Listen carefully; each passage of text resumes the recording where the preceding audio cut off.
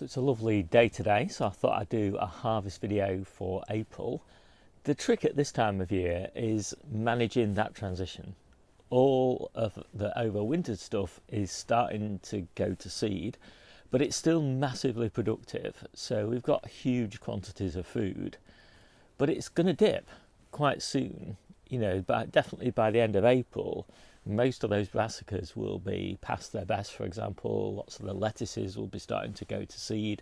Most of the spinach will have gone to seed. So you need to start building up your mid-spring, late spring crops, and you're managing that transition. That is kind of what self-sufficiency is all about when you grow on a tiny scrap of land like I do, about 250 square meters in total.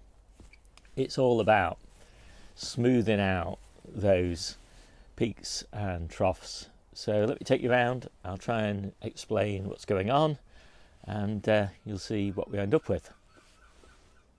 So as I sit here in the polytunnel, everything looks so productive. But look a little bit closer and you see all these little telltale signs. Plants starting to go to seed. They're not bolting, they're just going to seed at their natural time of year, which is spring. And that is the challenge. Spring can be hugely productive, but it's transitory. And it's exactly the same story with something like the purple sprouting broccoli. Absolutely masses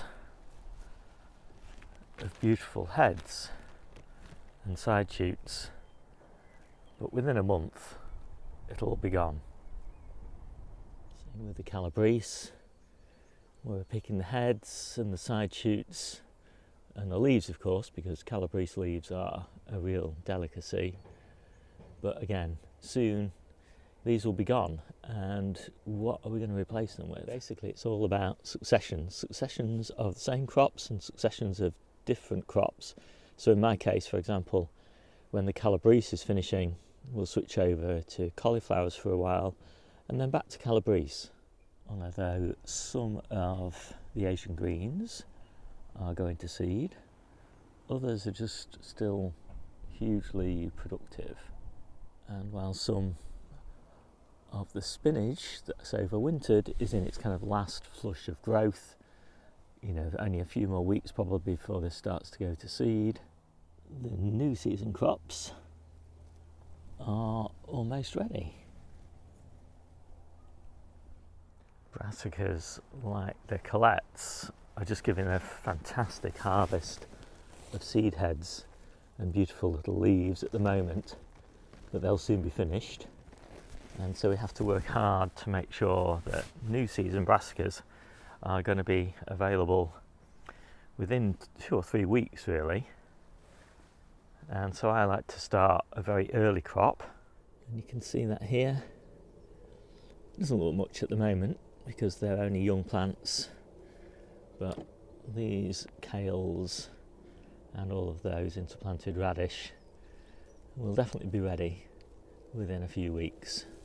Just like this next succession of calabrese and the next succession of cauliflowers, and all of these amazing Brussels sprouts which we just pop in for a leaf harvest. And although I've only got 3 weeks supply now of carrots from last year, these carrots are starting to thicken up nicely, and so they should be ready by May. And these carrots should be ready in June.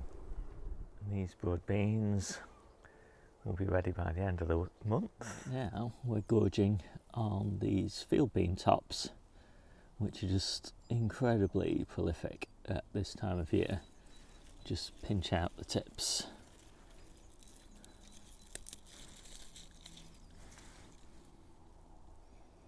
Gorgeous. And we only have about 3 weeks supply of onions in store, but we've got masses of big salad onions, and we've got loads of have onions coming on, which will be ready in May and June, and super early onions, which will be ready in a couple of weeks' time. We're actually running out of garlic this week, so we'll start picking this green garlic. Basically 2 rows a week from now on until the main crop garlic is ready again in June. These lettuce beds will be finishing in May, and we'll still have these peas, of course, into June and July probably.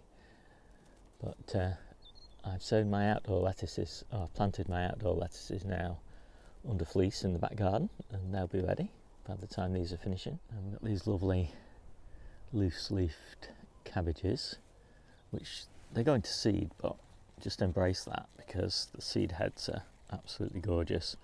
We'll be collecting all these different seed heads from all the different types of brassicas to complement the purple sprouting broccoli. And of course, as I say, taking the loose leaves off the cabbages that are seeding and leaving them on the ones that are hearting. You always get a mix of those. I do like to have a few early things, so some early red cabbage, some early Brussels sprouts, early cauliflowers, early potatoes, and masses of radish. The things I really love about spring is everything gets so crunchy, so all these crunchy salad onions, but also finally crunchy lettuces again. These are winter density.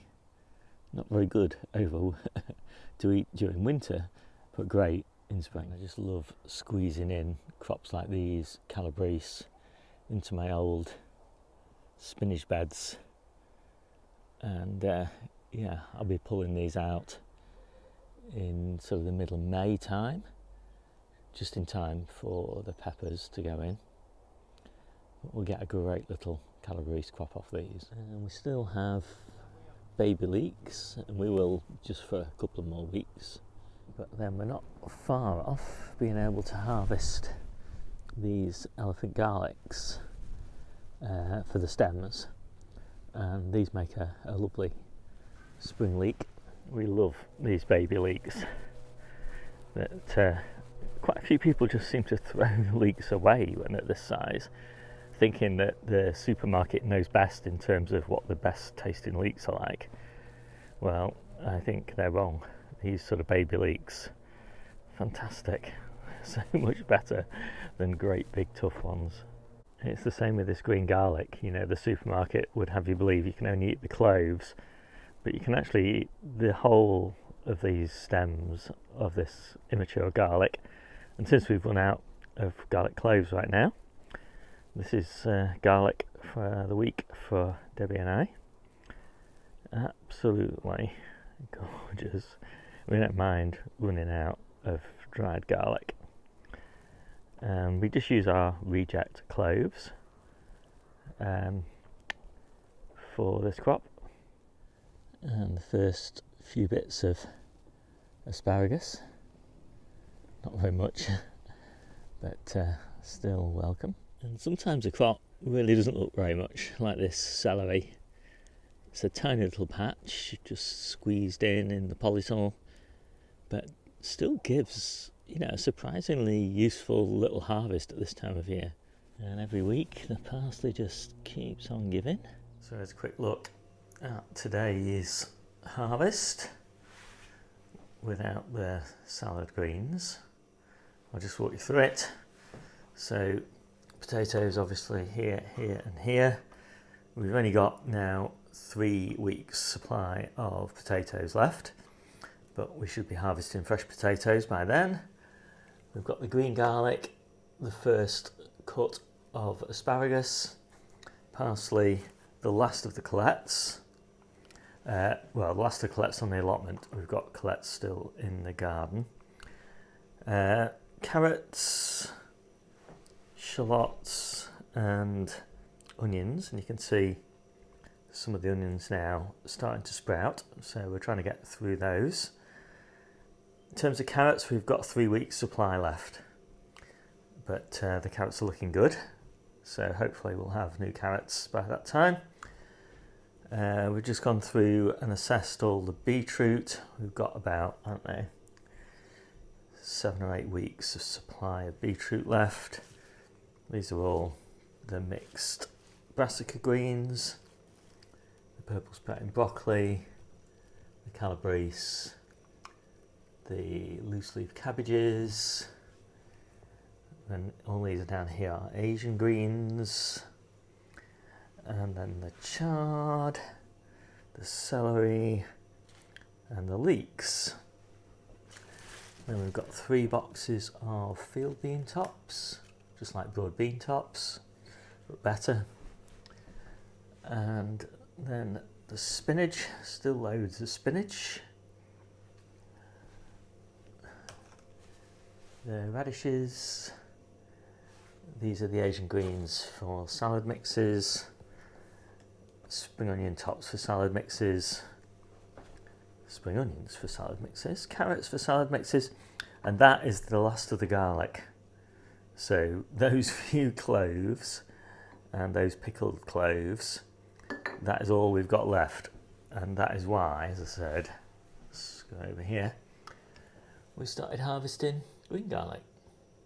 So I have just had a salad that for lunch that I harvested 7 days ago, and it was absolutely perfect condition. I just couldn't tell the difference between that salad and the salads that I'm making up now. And I put that down to the way that I harvest them. So I harvest them into these containers, and they've got about that much water in the bottom of them. And so as I'm harvesting, I invert them to coat them with cold water while they're on the allotment. And then when I bring them home, I fill the container full with water, cold water, and I'll leave that while we're doing the main cooked veg harvest and processing that and getting it all cleaned up on the table. So that takes about an hour. So now I'm spinning the salad in my trusty salad spinner, and it's been in that cold water for an hour, and it's super crispy and fresh. What I need to do now is get all the water off it so that the leaves are just nice and damp but not wet. That is what we want, and hopefully you can see there's no water on those leaves after they've been spun, but they're still obviously damp. And if we just leave them to dry off a little bit. As I'm making up these mixes, the leaves are drying. It's like all these leaves are similarly drying. So here's the salad crops. And I just did a quick count up, and I think we picked in total 35 different varieties, and we probably have about 5 or 6 different types of fruits in the week as well. So about 40 different varieties of fruit and veg a week. My target is 30, which is sometimes a little bit tricky to get to in winter, but in spring and summer and autumn it's relatively easy. And I find having these salad mixes all ready to eat that I always have a salad every single day because it's just so easy. I would just never have the motivation to do it day after day after day on each individual day. It's just too much faff to make them up. But anyway, there we go, all made up with added tomatoes from the shops and grapes as well from the shops. So at least 10 fresh ingredients in each salad box, and they're all sealed up in these containers. And as I say, they stay fresh for at least a week in the fridge. So, hope you like this quick video. My name's Steve, this is the Seaside Kitchen Garden and Allotment channel, and I've got loads of resources that you can find down below, including a whole chapter all about harvesting, and loads and loads of other chapters in the ebook all about self-sufficiency and growing guides for all the different veggies that we grow, and tips and tricks on planning, and of course I cover all the basics of gardening. So take a look if you're interested, and I'll see you soon.